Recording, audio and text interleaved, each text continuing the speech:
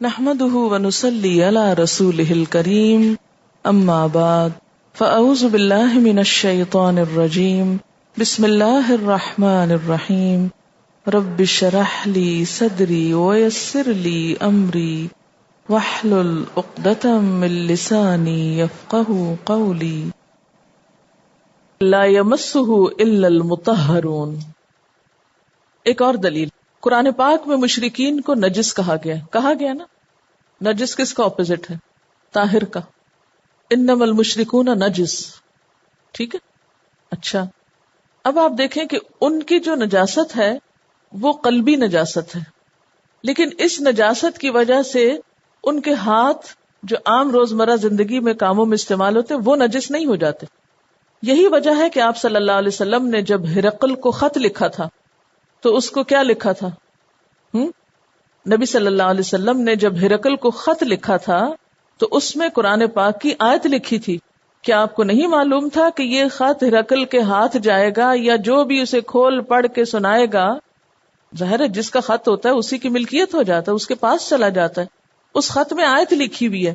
کیا آپ کو نہیں پتا تھا کہ جس کے پاس یہ خط جا رہا ہے اس کا ہاتھ ناپاک ہے، اس کا ہاتھ لگ جائے گا اس کو، اس لیے اس کو یہ نہ دی جائے، نہ لکھی جائے آیت؟ لیکن آپ نے لکھی۔ قل یا اہل الکتاب تعالوا الی کلمۃ سواء بیننا وبینکم الا نعبد الا اللہ ولا نشرک بہ شیئا ولا یتخذ بعضنا بعضا اربابا من دون اللہ فإن تولوا فقولوا اشہدوا بأننا مسلمون۔ یہ آیت تھی سورۃ آل عمران کی 64 جو آپ نے ہرقل کو لکھے جانے والے خط میں لکھی تھی، ٹھیک ہے۔ اور ہرقل اس وقت عیسائی تھا، مشرک تھا، نجس تھا، یعنی غیر مسلم تھا۔ تو جو لوگ نان مسلمز کو قرآن پاک پڑھنے کے لیے دے دیتے ہیں کہ وہ پڑھ کے ہدایت پائیں، وہ بھی اسی دلیل کے ساتھ دیتے ہیں، اگرچہ وہ ابھی نان مسلمز ہوتے ہیں، اسلام والی پاکیزگی ان کو نصیب نہیں ہوئی ہوتی، ٹھیک ہے۔ تو مطہر کا مطلب یہ جو ہے نا، لا یمسہ الا المطہرون، اس سے مراد وہ فرشتے ہیں جو ہر قسم کی نجاست سے پاک ہیں، یعنی جن کے اندر کسی قسم کا کوئی گناہ نہیں، جن کے اندر کوئی نافرمانی نہیں، اور جو اصل کتاب تک پہنچنے میں رسائی حاصل کرتے ہیں۔ اور یہ بیسیکلی شیاطین کے اپوزٹ ان کی کیفیت بتانے کے لیے لفظ استعمال ہوا ہے، یعنی شیاطین کے مقابل کے طور پر۔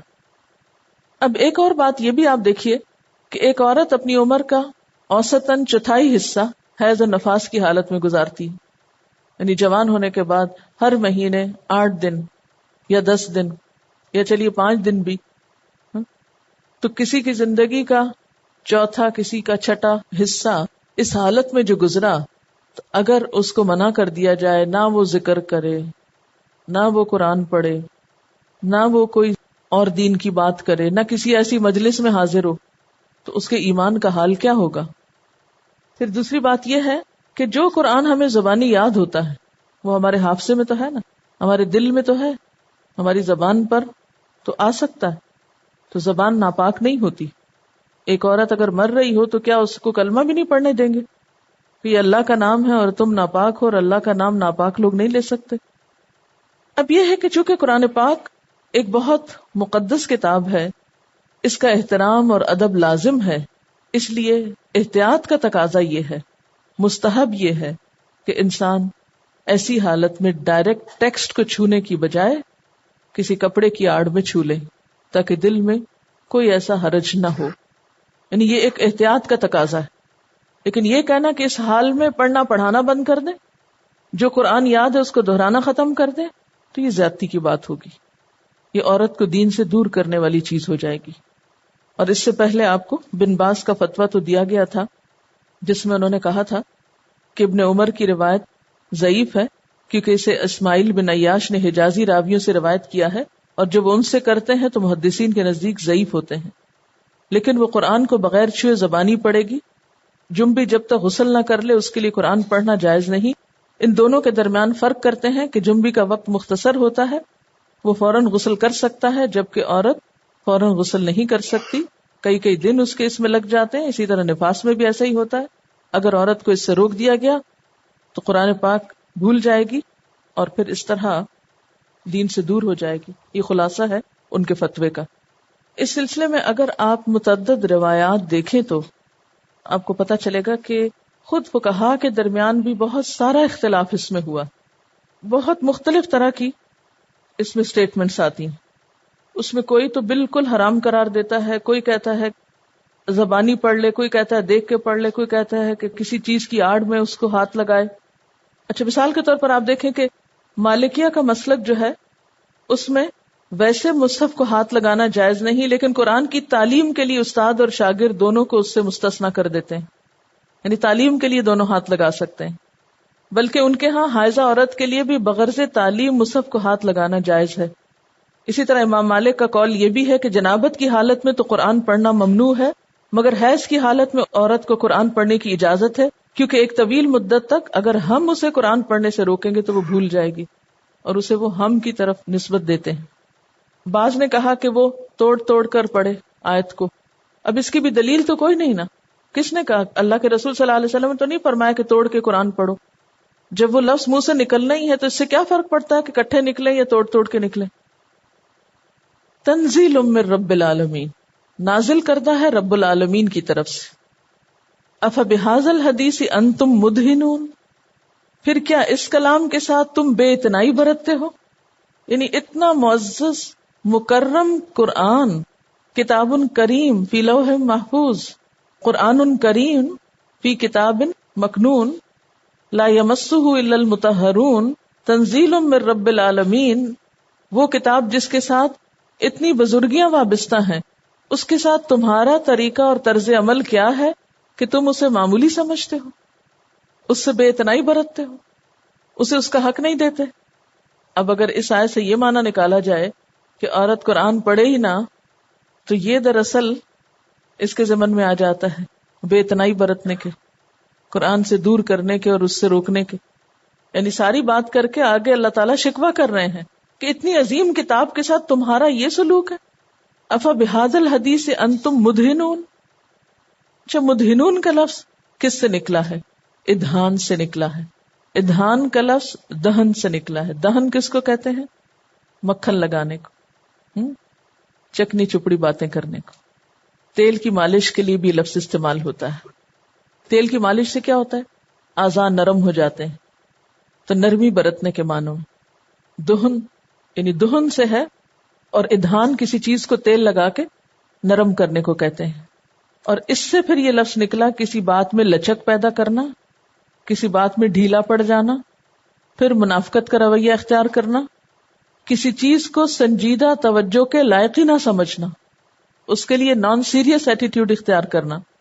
تو اہل مکہ کو یہ کہا جا رہا ہے ایک عظیم قسم کھا کر کہ اتنی عظیم کتاب کے ساتھ تم یہ معاملہ کرتے ہو کہ اس کے معاملے میں تم نے ڈھیلا ڈھالا رویہ اختیار کیا ہوا ہے، بے اتنائی کا، بے پرواہی کا. افبہذا الحدیث انتم مدہنون، یہ کتاب تو وہ ہے جسے بہت خوشی سے اختیار کرنا چاہیے. اچھا، اب یہ ہے کہ بات تو کسی اور سے کی جا رہی ہے، لیکن ذرا ہم اپنا آپ بھی دیکھ لیں، اپنے رویے پہ بھی غور کر لیں. ہم میں سے جو لوگ اس کو بے پرواہی سے لیتے ہیں، یہ کیسے ہوتا ہے بے پرواہی سے لینا؟ اللہ تعالیٰ ناراض ہو رہے ہیں، شکوہ کر رہے ہیں کہ وہ کتاب جس کی اصل لوح محفوظ میں ہے، جس تک صرف مقرر فرشتے جاتے ہیں، جو بہت ہی احتیاط سے اور بہت ہی عزت سے رکھی ہوئی ہے، جب وہ تمہارے ہاتھ میں آئی تو تم نے اس کے ساتھ ایسی بے پرواہی برتی. تو کتاب کے ساتھ بے پرواہی برتنا کیا ہوتا ہے؟ تلاوت ہو رہی ہو اور ہم اسے چھوڑ کے اور کاموں میں مشغول ہو جائیں، باتیں کرنے لگیں، اور اس کو پڑھ تو لینا لیکن عملی زندگی میں اس کو شامل نہ کرنا، راستے میں رکھ کے چل پڑنا، جو چاہے اوپر سے پلانگ جائے، بیگ میں رکھ کے بیگ زمین پہ چھوڑ دینا، کبھی کمر کے پیچھے رکھ لینا، کبھی اس کے اوپر کوہنی رکھ لینا، کبھی باوقار طریقے سے پراپر لباس کے ساتھ اس کو نہ پڑھنا. کیونکہ قرآن پاک کا ایک ادب ہے نا، آپ جب کسی بڑے کے پاس جاتے ہیں تو آپ پراپرلی ڈریس اپ ہوتے ہیں یا نہیں؟ آپ کو معلوم ہے کہ آپ صلی اللہ علیہ وسلم ایک مرتبہ عام صحابہ کی مجلس میں بالکل ایسے کیجولی بیٹھے ہوئے تھے اور آپ کی پنڈلی سے تھوڑا کپڑا ہٹا ہوا تھا. حضرت عثمان جب تشریف لائے تو آپ نے اپنی پنڈلی ڈھک لی، کہا کہ عثمان سے تو فرشتے بھی حیا کرتے ہیں. اچھا، حضرت عثمان کے آنے پر پنڈلی ڈھک لی کہ عثمان سے فرشتے حیا کرتے ہیں. ہم جب مل کر قرآن پڑھتے ہیں تو کیا اس مجلس پر فرشتے نہیں ہوتے؟ اگر ہم ایسے لباس میں بیٹھے کہ ہمارے بازو ننگے ہوں، کوہنیاں تک ننگی ہوں، اور ہم بالکل ایک کیجول ڈریس میں بیٹھے ہوں، کیجول ڈریس، تو فرشتے رہیں گے وہاں؟ جو جو جسم سے کپڑا ہٹتا جاتا ہے فرشتے دور ہونا شروع ہو جاتے ہیں. آپ صلی اللہ علیہ وسلم نے کیا فرمایا کہ تنہائی میں بھی ننگے نہ ہو، اس لیے کہ فرشتے تم سے حیا کرتے ہیں، تمہیں چھوڑ کے الگ ہو جاتے ہیں. تو قرآن کی مجلس میں جہاں ہمارا یقین ہے کہ فرشتے حاضر ہوتے ہیں، وہاں ہاف سلیوز پہن کے بیٹھنا، گلے کھول کے اس طرح بیٹھنا گویا ہم کسی پارٹی میں بیٹھے ہوں، یعنی ایک پارٹی ڈریس پہن کے بیٹھ جانا، یہ قرآن کے ادب کے خلاف ہے. نماز میں ایک پراپر ڈریس کے لیے کیوں کہا گیا ہے؟ اس لیے کہ اس سے نماز کی خشوع و خضوع پہ اثر پڑتا ہے. اسی طرح جب ہم قرآن پڑھتے وقت پراپرلی ڈریس اپ نہیں ہوتے، صاف ستھرے نہیں ہوتے، گندے ہوتے ہیں، تو قرآن پاک کا دل میں اثر کم ہوتا ہے.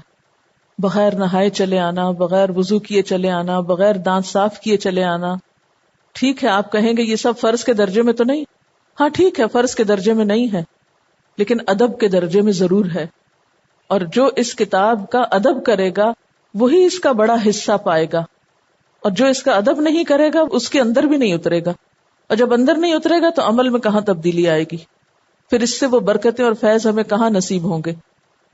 اور پھر یہ ہے کہ چلے کوئی نیا شخص آیا ہے جس کو پتہ ہی نہیں اس کا ادب، کوئی پہلی بار آیا ہے ایسی مجلس میں جس کو پتہ ہی نہیں کہ قرآن پاک کی اہمیت کیا ہے یا یہ کیسی عظیم کتاب ہے، تو اس کی تو خیر ہے، اس کو تو اگنور کیا جا سکتا ہے. تو ہم دوسروں کے لیے بھی کیسی مثال ہیں، یعنی بجائے اس کے کہ لوگ ہمیں فالو کریں، ہم دوسروں کو فالو کرنا شروع کر دیتے ہیں اور سوچتے بھی نہیں ہیں. تلاوت لگی ہوئی ہے اور ہماری باتیں چل رہی ہیں، حال چال پوچھے جا رہے ہیں. کیا یہ سب اس میں نہیں آئے گا؟ افبہذا الحدیث انتم مدہنون، کیا اس کلام کے ساتھ تم یہ طریقہ اختیار کر رہے ہو؟ اور کیا کرتے ہیں ہم؟ نگاہوں کا بھٹکنا. آپ صلی اللہ علیہ وسلم جب معراج پر تشریف لے گئے تھے تو خاص طور پر آپ کے نگاہوں کے فوکس ہونے کی بھی تعریف کی گئی تھی.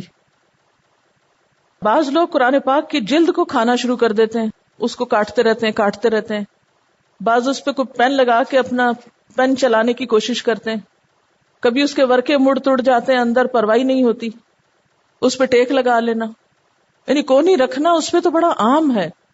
چلے ہاتھ تو لکھنے کے لیے آ ہی جاتا ہے، لیکن اس طرح تکیہ بنانا باقاعدہ حدیث میں منع ہے کہ قرآن کو تکیہ مت بناؤ. یہ حدیث کے الفاظ ہیں، لا تتوسد القرآن، اور ہم اسی پہ تکیہ لگا کے یعنی کونی رکھ کے آرام فرمائیں. جس کتاب کی محبت ہی نہیں ہمارے دل میں، ادب ہی نہیں، وہ ہمارے اندر کیسے جائے گا؟ پیجز اس کے زور زور سے آگے پیچھے کرنا جیسے کسی بچے سے کھیلا جا رہا ہو، اس کے ہاتھ ادھر ادھر گھمائے جا رہے ہوں کھیل میں. کچھ لکھنے کی ضرورت پیش آ جائے تو اس کو کلپ بورڈ بنا لینا، گھر سے اب کیا اٹھا کے لائیں، پیپر اسی پہ رکھ کے دے دو، اس کے اوپر تصویروں والی اخباریں اور کتابیں رکھ دینا.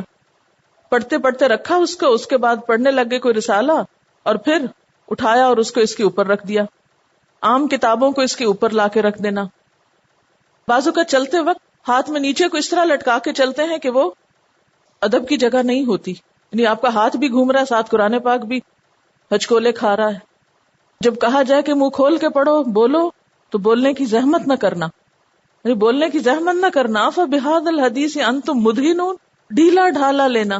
مدہنون ادھان سے، جیسے تیل لگی ہوئی چیز پھسل رہی ہوتی ہے نا، ایسے لچکدار سی ڈھیلی سی، تو بس اس طرح ڈھیلے ڈھالے انداز میں اس کو پڑھنا، یا راگ لگا لگا کے جھوم جھوم کے ہل ہل کے پڑھتے رہنا اور نہ پتا ہونا منہ سے کیا لفظ نکال رہے ہیں. بعض لوگ جب قرآن پاک کی تلاوت رکھتی ہے تو زیادہ ہی خشوع میں آتے ہیں اور اس کے اوپر ہی سر رکھ کے ماتھا ٹیک لیتے ہیں. قرآن کی کلاس ہو رہی ہے، ہم چل رہے ہیں لٹک لٹک کے ادھر ادھر دیکھ رہے ہیں، کبھی کسی سے بات کرنے کھڑے ہو گئے، کبھی کسی اور کی طرف، وقت پہ پہنچنے کی کوشش نہ کرنا، یہ بھی ادھان میں آتا ہے. قرآن کو ان اٹینڈڈ کھلا چھوڑ کر اور کام شروع کر دینا. جس سیٹ پہ بیٹھا جاتا ہے وہیں پر اس کو رکھ چھوڑنا. اگر کوئی کرسی پہ بیٹھا ہوا ہے تو بالکل اس کے پاؤں کے پاس بیٹھ جانا، اس کے پاؤں کے پاس کھول لینا، یہ بھی بے ادبی میں آتا ہے. پیچھے بیٹھ جانا قرآن لے کے کسی کے جبکہ دوسری جگہ موجود ہو. پڑھنے کے دوران کھاتے پیتے رہنا. تو جب تک اس کتاب کو اس کی ڈیو رسپیکٹ نہیں دی جائے گی عزت نہیں دی جائے گی، یہ بھی ہمیں وہ حق نہیں لوٹائے گی جس کو پھر ہم ڈیزرو کرتے ہیں، جو ہمیں ملنا چاہیے. أَفَبِهَذَا الْحَدِيثِ أَنْتُمْ مُدْهِنُونَ، کیا پھر اس کتاب کے ساتھ تم بے اعتنائی برتتے ہو، لاپرواہی برتتے ہو. انگریزی میں مدہنون کا معنی ہے to take lightly, to take lightly یعنی لائٹلی لیتے ہو، اس کو کیجولی لیتے ہو، جیسے دنیا کی کوئی عام سی کتاب ہو. سنجیدگی کے ساتھ اس کو اہمیت ہی نہیں دیتے، نہ جسمانی طور پہ الرٹ ہو، نہ ذہنی طور پر، نہ قلبی طور پر، نہ روحانی طور پر. وَتَجْعَلُونَ رِزْقَكُمْ أَنَّكُمْ تُكَذِّبُونَ، اور تم ڈالتے ہو اپنا حصہ کہ تم اس کو جھٹلاتے ہو. یعنی تم نے اپنا رزق کو آپ بطور حصہ کے لے، یعنی تجعلون رزقکم، اور تم بناتے ہو اپنا رزق یعنی اپنا حصہ، انکم تکذبون، یعنی اس کتاب کی عزت و تکریم اور اہمیت میں اپنا حصہ کیا ڈالتے ہو کہ تم اس کو جھٹلا دیتے ہو، یعنی سن کے سمجھ کے اور پھر اس کا انکار کر دیتے ہو. جس طرح روز کا کھانا کھانا تمہارا معمول ہے، اسی طرح روز کا اس کو جھٹلانا بھی تمہارا معمول بن چکا ہے. اللہ کی اس نعمت کی قدردانی کی بجائے، شکر گزاری کی بجائے، اس کو جھٹلانا تمہارا معمول بن گیا ہے.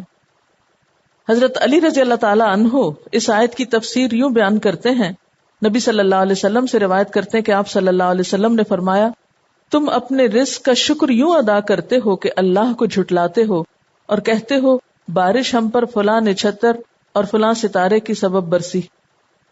ایک اور معنی یہ بھی کیا گیا ہے کہ وَتَجَلُونَ رِزْقَكُمْ، اور تم بناتے ہو اپنا رزق کس طریقے سے، انکم تکذبون، اس کتاب کو جھٹلا کر.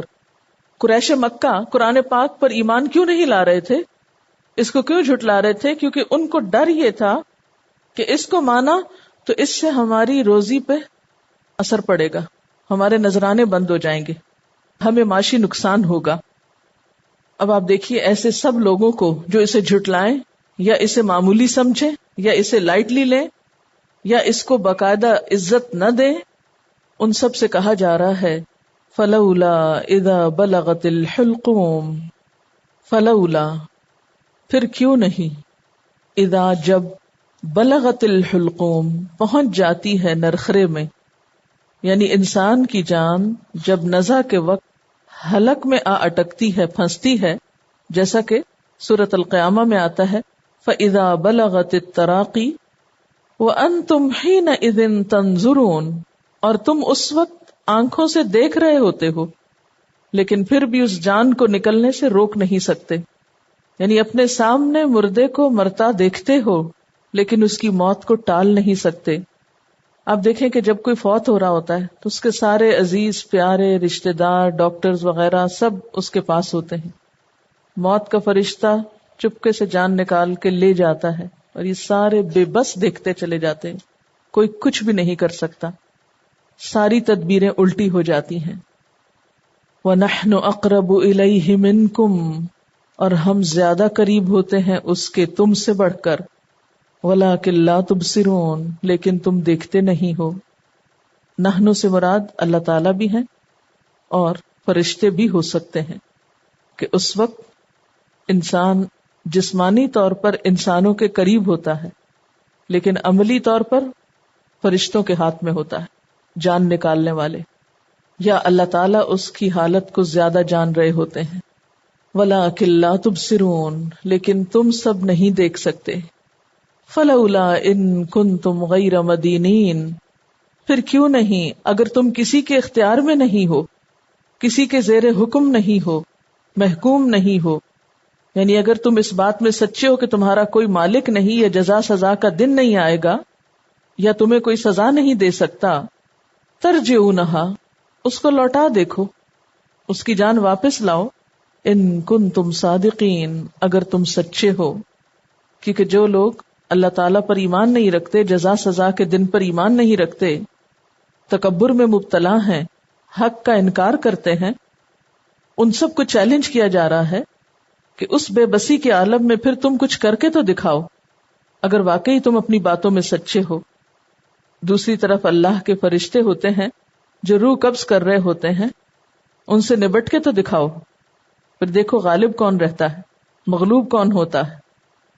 اور اگر تم فرشتوں کے مقابلے میں مات کھا گئے تو آخرت کے بارے میں بھی سوچ لو کہ تمہارا کیا حال ہوگا. سوال یہ پیدا ہوتا ہے کہ قرآن پاک کی بات کرتے کرتے ایک دم موت کا ذکر آ گیا. جس کو اپنی موت یاد ہو، فرشتوں کے سامنے بے بسی یاد ہو، اس کے سارے کس بل نکل جاتے ہیں. جب انسان کو موت کا فرشتہ نظر آئے گا، اس کے سامنے ہوگا، تو پھر وہ ان وقتوں کو، آزادیوں کو یاد کرے گا کہ کاش جب میرے پاس اللہ کا قرب حاصل کرنے کا وقت تھا، موقع تھا، تو میں اللہ تعالیٰ کو یاد کر لیتا، میں اس کی کتاب کا حق ادا کرتا، میں اس کی کتاب کو عزت دیتا، اور آج میری دنیا سے یہ رخصتی بہت آسان طریقے سے ہوتی، کیونکہ اس طرح وہ اللہ کے مقرب بندوں میں شامل ہو جاتا. آپ دیکھیں نا کہ قرآن پاک پڑھ کر ہمیں اللہ تعالیٰ کا قرب نصیب ہوتا ہے، لیکن ہم لاپرواہی برتتے ہیں، اس سے مرضی سے سیکھتے ہیں، مرضی سے پڑھتے ہیں، مرضی سے اس کو لیتے ہیں، جتنا آسانی سے لے سکیں بس ٹھیک ہے، اتنی تکلیف کرنے کی کیا ضرورت ہے. لیکن انسان کی یہ ساری غفلت اور سستی جو ہی موت کا فرشتہ سامنے آئے گا سب نکل جائے گی. اس وقت انسان سوچے گا کہ اب کیا کروں، اب کوئی مدد کرے میری. تو اللہ تعالیٰ اس انسان کے رشتہ داروں کو کہتے ہیں کہ پھر ٹھیک ہے، ذرا اس کی جان واپس لاؤ، یہ کچھ کر لے دنیا میں، اب دوبارہ ترجعونہا، واپس لاؤ اس کو. لیکن کوئی واپس لا نہیں سکتا. اب تو کیا ہے، جو گزشتہ زندگی میں کیا وہ سامنے آنے والا ہے. فَأَمَّا إِن كَانَ مِنَ الْمُقَرَّبِينَ، پھر اگر وہ مقربین میں سے ہے. سورت کے آغاز میں انسانوں کی جو 3 قسمیں بتائی گئی تھی، اب موت کے وقت بھی وہ 3 قسمیں سامنے رکھی گئیں. موت کے وقت انہی انسانوں کی 3 قسموں کو دوبارہ دہرایا گیا ہے آخر میں. فَأَمَّا إِن كَانَ مِنَ الْمُقَرَّبِينَ، پھر اگر وہ مقربین میں سے ہوگا یعنی سابقین میں سے ہوگا، تو اس کی جان کیسے نکالی جائے گی؟ اس کے لیے آگے کیا ہوگا؟ فَرَوْحٌ وَرَيْحَانٌ وَجَنَّتُ نَعِيمٍ، اس کے لیے راحت ہے، روح، رحمت ہے، تازگی ہے، فرحت ہے، آسائش ہے. ریحان، خوشبو ہے، ٹھنڈک ہے، سرور ہے، پھول ہیں.